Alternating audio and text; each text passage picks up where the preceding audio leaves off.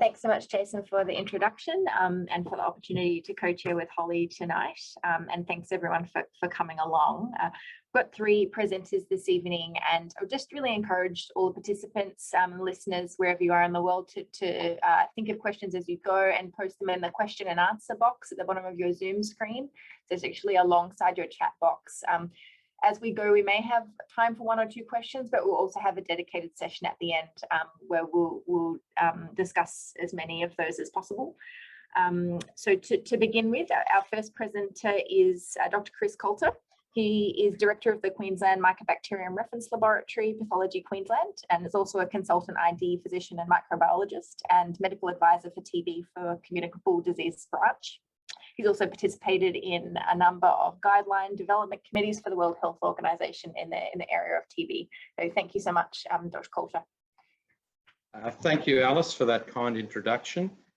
I'd like to thank Andrew Burke and Jason Roberts for inviting me to speak at this webinar. And they've asked me to speak on the determination of tuberculosis drug susceptibility testing using molecular techniques. So, it's probably no surprise to this audience that until COVID-19, TB was the single most common infectious disease pathogen causing disease around the world.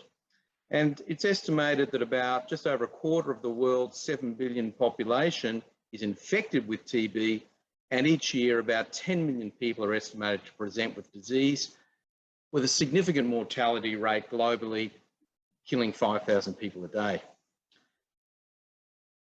TB, thus, is a very serious illness. We often think of TB as being a disease of the lungs, but in fact it can infect and affect anywhere in the body. For instance, lymph nodes, as in the picture, or the central nervous system. A couple of pictures borrowed from Robin Cook's instructive infectious disease atlas. Now, we can use antimicrobial stewardship principles to get to desirable outcomes to treat infectious disease. So these principles are using the right antimicrobial, and in the case of mycobacterial disease, plural, the right dose, the right duration, the right time, and the right route. And the outcomes we want the infectious disease cured, in this case TB, without the development of antimicrobial resistance. Furthermore, we wish to halt person-to-person transmission, and the whole package needs to be financially affordable. So how do we get from point A to point B? First of all, how can the TB laboratory help? Well, choosing the right antimicrobial is very much dependent on drug susceptibility testing, where using either phenotypic or genetic mechanism or molecular mechanism, we make a category call of susceptible or resistant for various different antimicrobial agents. What about the right dose? Now, most of the time we're doing a category call, we're not doing MIC testing, although the technology is there to do so, to give a quantitative drug susceptibility testing. And for certain agents, we can infer a degree of resistance by the actual mutations detected. What about duration? Most of the time, this is based on a guidelines approach, but important laboratory monitoring activities are looking for culture conversion to ensure that the patient is responding, and therefore that elongation of the regimen duration is not required. And we can also use something like the TB molecular bioburden assay to determine bacterial load, although that's not in common usage. What about the right time? Well, the right time is early. Early treatment means early interruption of transmission, and this is where rapid diagnosis is important. Traditionally, smear, but more accurately and more sensitive, with greater sensitivity, is the rapid molecular detection, which also can give us some key resistance determinants. And the right route. So we need to look at DST on the newer only oral agents for a patient-centric approach, and cascade reporting is also important to ensure that we direct clinicians to using the best agents. Now, how can the HPLC lab help? Andrew Burke wasn't expecting me to talk about that, and in fact I'm not, because he is in the next talk. So let's talk about the treatment of TB. Now, Drug-susceptible TB is typically treated with a 6-month regimen, although in some circumstances longer. This is typically using the agents rifampicin, isoniazid, ethambutol, and pyrazinamide. And in Australia, 98% of our, well, probably 92% of our TB is fully drug susceptible. Then we've got about 6% resistance to isoniazid, and MDR TB only makes up about just under 2% of all TB in Australia. Now, the most common form of resistance is monoresistance to isoniazid, in which case the current recommendation, at least from the World Health Organization, is to use a fluoroquinolone containing regimen, specifically levofloxacin, added to rifampicin, pyrazinamide, and ethambutol, all in a 6-month regimen. And this is sort of an appropriate point to just revise or reiterate what the definition of drug-resistant TB is. And there's a number of different categories. First of all, HRTB, resistant to isoniazid, RRTB, resistant to rifampicin. We particularly have that category because in many parts of the world, rifampicin is the only resistance detected because it's based on a molecular test, the expert, which we'll talk about. MDR-TB is resistant to isoniazid and rifampicin. And earlier this year, we saw a change to the diagnosis of XDR, or extensively drug-resistant TB, with a change from an emphasis on injectable agents to an emphasis on resistance to category A drugs, either bedaquiline, linezolid, or both. But regardless of which XDR definition we're using, a key component of that is resistance to fluoroquinolones. We also have the introduction of a term we've been using informally for a long time, but it's now formal, pre-XDR, MDR-TB, also resistant to fluoroquinolone. As you can imagine, treatment of drug-resistant TB is a lot more complicated, either with a shorter regimen, which uses 7 drugs for 4 to 6 months and then 4 drugs for 5 months, or a longer regimen, which is 18 months or longer. Key to these newer regimens are the use of bedaquiline and a fluoroquinolone, and for the longer regimen, linezolid, clofazimine, and cycloserine. As mentioned, aminoglycosides, once an essential component of MDR-TB, is no longer, but it still may be used on an at-needs basis. For pre-XDR and XDR, there is the newer regimen of BPAL, which is bedaquiline, protominate, and linezolid for 6 to 9 months. And this is looking very encouraging, and also in trial work with the addition of fluoroquinolone for MDR-TB. But currently, this is used under operational research conditions. So that's a quick overview of treatment of TB. So from a laboratory point of view, there's a lot of drugs to test. Now, conventionally, we do this with phenotypic drug susceptibility testing, with sort of sequential dilutions, either particularly dilutions of 1 in 100 to detect a 1% population resistance. And this can either be done on solid media, such as these LJ slopes in the picture, or liquid media, such as the Bactec Midget 960 instrument. And this is, we have about 4 of these in our laboratory. Now, one of the big problems for conventional drug susceptibility testing is that you're reliant on culture amplification. And TB generation time is about 24 hours. So to get a positive culture typically takes about 2 to 4 weeks, then expose the bug to antibiotics and reculture. And so all up, it takes about 2 to 3 months to get a drug susceptibility test result for drug-resistant TB, a bit shorter for drug-susceptible TB. So if we're looking at comparing phenotypic and genotypic resistance detection, in addition to being slow, phenotypic DST may not detect all genotypically non-wild type strains, which may be associated with treatment failure. And this is best documented for certain RPOB mutations where they truly have rifampicin resistance, and we're not detecting it in the phenotypic laboratory. However, phenotypic DST isn't dependent on knowing the mechanism of resistance, and most of the time does separate phenotypic wild type from phenotypic non-wild type. However, technical factors such as inoculum, drug potency, drug degradation can all affect the performance of the assays, and as a result, there can be significant interlaboratory variation. For some drugs, there's limited or no reliable information to set a critical concentration to determine what is S or R, and sometimes a correlation with clinical outcome can be uncertain. What about genotypic resistance detection? Well, this is fast, and that's its big advantage. It can be accurate, but it can also be complicated. There's a lot of ACTs and Gs to get through, but luckily we have commercial assays that help us navigate this minefield of potential complexity to give us practical real-world tests. Now, to be able to develop and use molecular tests for TB DST requires some knowledge of the mutations associated with resistance for particular genes and particular agents. So I've already mentioned rifampicin. This is 95% of rifampicin resistance is determined by an 81 base pair section of the RPOB gene, but there are other genes that may be associated, but that are either less common or with lesser degrees of certainty as to their significance.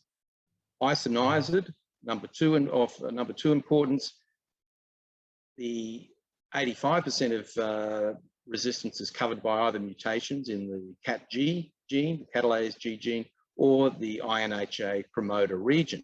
And interestingly, CAT-G mutations generally map to a higher level of resistance, and INHA promoter ones to a lower level of resistance.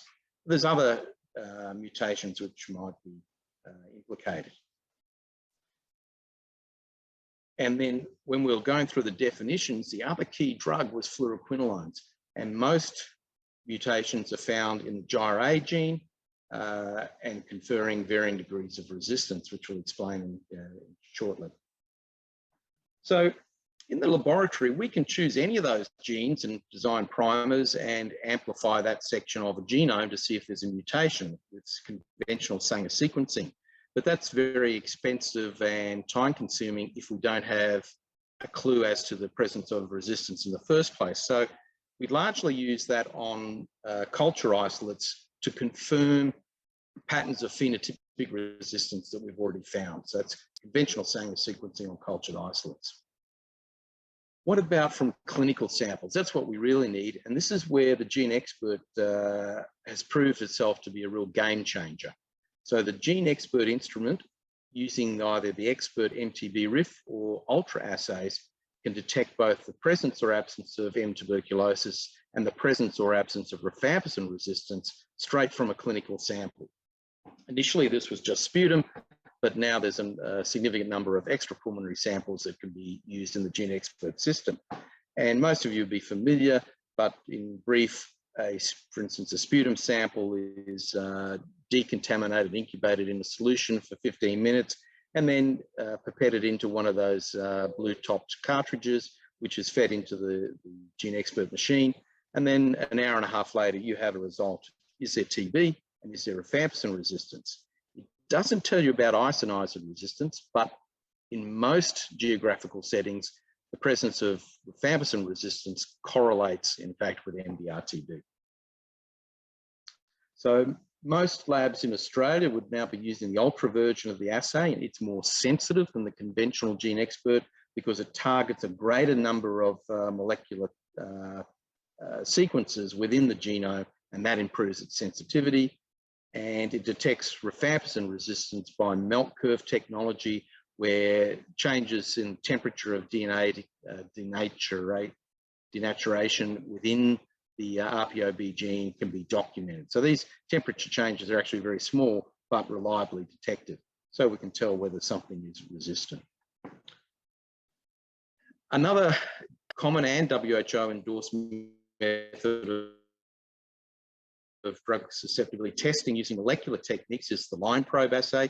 Here we extract DNA either from a clinical sample or from a culture isolate.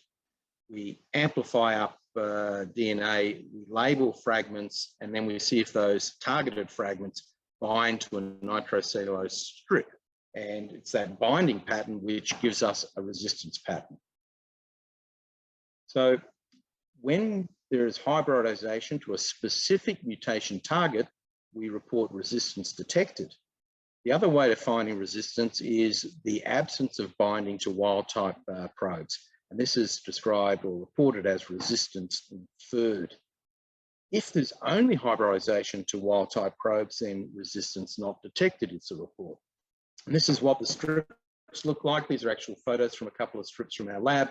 And you can see there's a relatively complicated sort of key to the right for the first line assay, which is the genotype MTBDR+.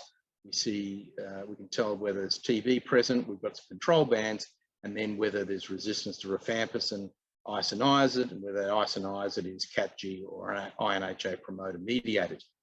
For the second line agents, and this was a significant advance because it's all very well to say we've got MDR-TB likely on GeneXpert, but what's the next step?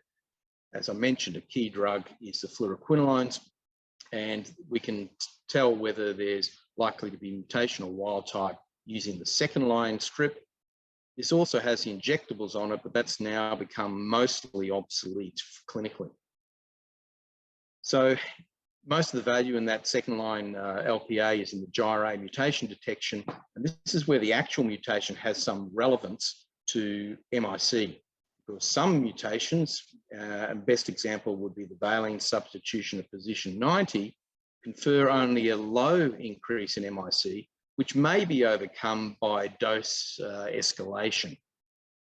Do we know that for sure? No, and that's why it's important when we have these particularly low level or moderate level mutations, as you see in MUT1, MUT2, and MUT3A, that we do phenotypic testing at a higher moxifloxacin concentration, which enables us to describe, for instance, moxifloxacin resistant but susceptible at the clinical breakpoint level.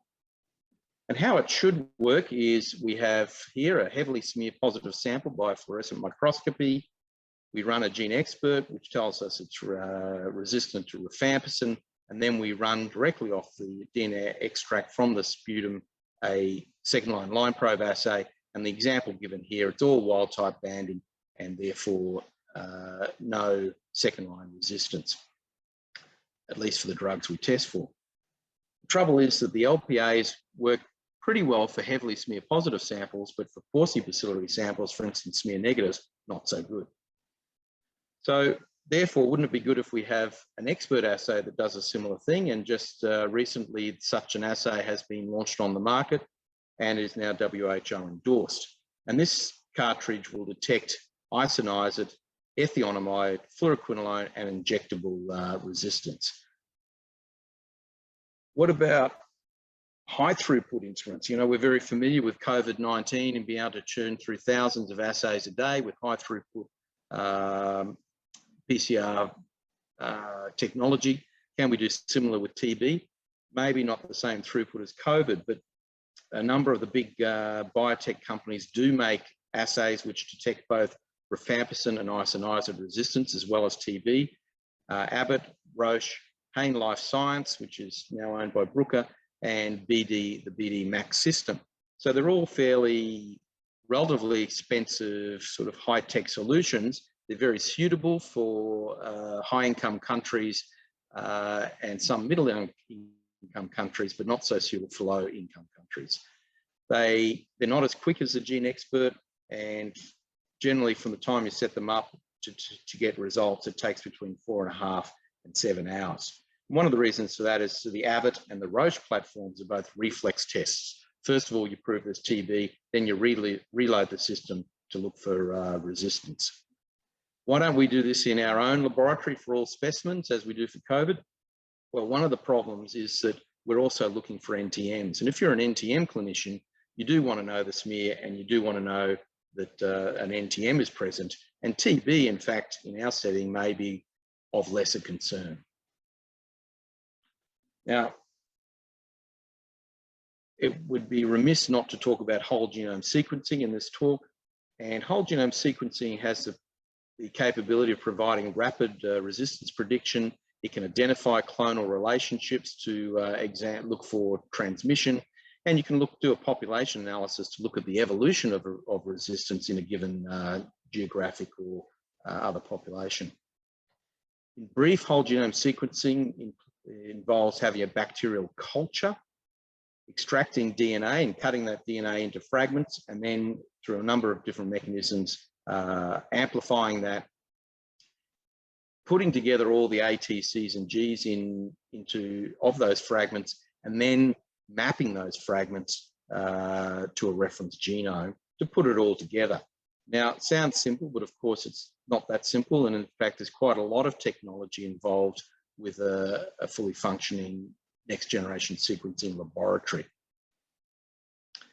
But the principle is the same for most of these platforms, where we're doing a comparative genome assembly with respect to TB. So we've got a good reference genome in H37RV, and then we're putting together all our fragments from the sequencing to map them onto the reference genome. Then we look for SNPs, SNPs, and we're comparing the reference genome in yellow down the bottom, and we've got all the reads from our test organism above, and we can see it, this mid position of where there's a C, it's been replaced by the T. So this is a SNP. And if that's in a key resistance determining gene, that can be very significant. We're not reporting whole genome sequencing from the Queensland Mycobacterium Reference Laboratory at its current stage, but many of our colleagues do in other jurisdictions. And so a report would look something like this, where we can tell the clinician what the lineage of the organism is and what the summary of the pattern of resistance mutations. So if it's all wild type, we'll say no mutations detected. But in this example given here from this WHO document, it's actually has mutations to CAT-G, RPOB, RRS, and GIRA, and this meets the older definition of XDR-TB. But there is lots of mutations, as we saw on those earlier slides, and which ones are significant and which ones aren't. Coordinated by the WHO, there's been an attempt to catalogue mutations to provide greater guidance on this subject. It leveraged heavily off the cryptic consortium, but there are others involved in contributing data, which came from 41 different countries. And the idea was to look at thousands of isolates and compare their drug susceptibility testing by phenotype with whole genome sequencing. And in the end, over 38,000 isolates were looked at and over 1,000 mutations assessed. And these were graded according to, which I won't go into, varying degrees of confidence, ranging from associated with resistance, uncertain, and not associated with resistance. Here's an example. This is pyrazinamide. Now, in the PNCA gene, there can be lots and lots of different mutations. And in this case, all those different mutations are listed. It's gone through this confidence process, and they've all been associated, in this example, with resistance to pyrazinamide. However, for a couple of the key drugs, which now are used for the both the short and for clofazimine, or for both of for short and longer MDR regimens, in this 38,000 isolates, we have no mutations which can be confidently be graded as being associated with a resistance for bedaquiline or clofazimine. And there's only one for linezolid and one for delamanid. Perhaps whole genome sequencing can be used in another way, and that's instead of a rule-in test, as a rule-out test. And in fact, this is what Public Health England do. They run whole genome sequencing on all M. tuberculosis isolates in the UK.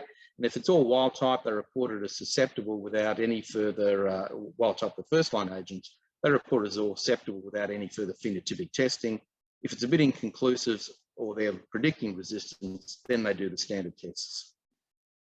What about doing whole genome sequencing direct from clinical samples? There's a few reports in the literature which look very inviting and encouraging, but they're still not quite there for reliability. They're still dependent on heavily smear positive samples. So while I'm sure it will come in the next few years, we're not quite there yet for direct next-gen sequencing on sputum. So conclusions of my talk are: molecular techniques can provide important and rapid information predictive of drug susceptibility for key treatment drugs.